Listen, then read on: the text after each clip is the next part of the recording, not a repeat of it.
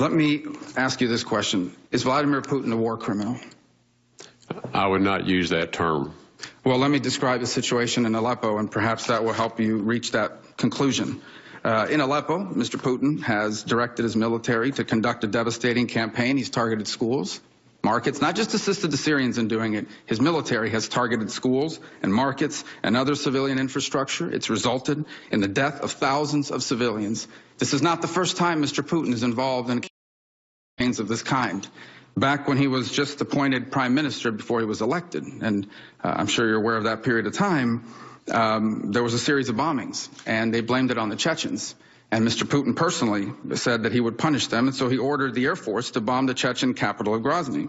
They used Scud missiles to hit hospitals, the city's main outdoor market, packed with shoppers. 137 people died instantly. They used thermobaric and fuel-air explosive bombs. These are the bombs that ignite, and they burn the air breathed in by people who are hiding in basements.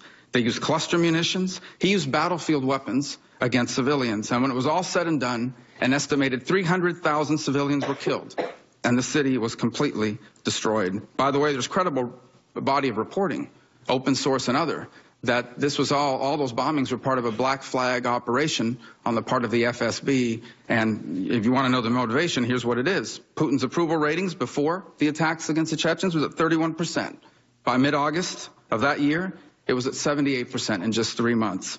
So based on all this information and what's publicly in the record about what's happened in Aleppo and the Russian military, you are still not prepared to say that Vladimir Putin and his military have violated the rules of war and have conducted war crimes in Aleppo.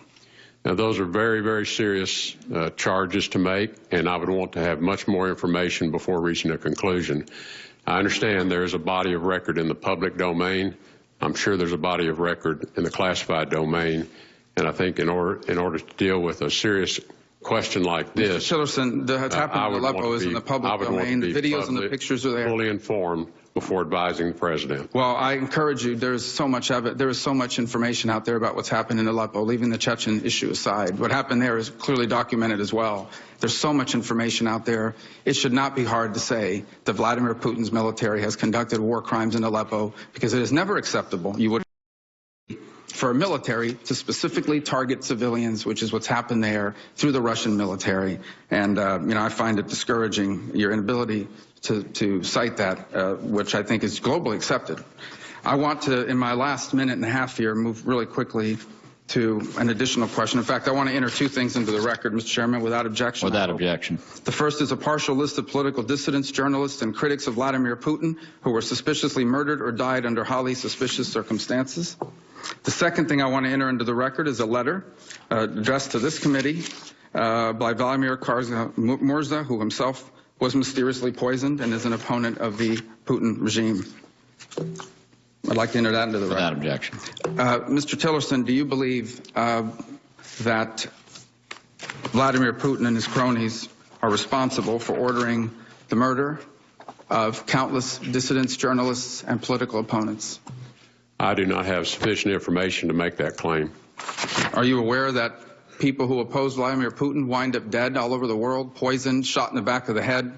And do you think that was coincidental, or do you think that it is quite possible, or likely, as I believe, that they were part of an effort to murder his political opponents? Well, people who speak up for freedom in regimes that are repressive are often at threat, and these things happen to them.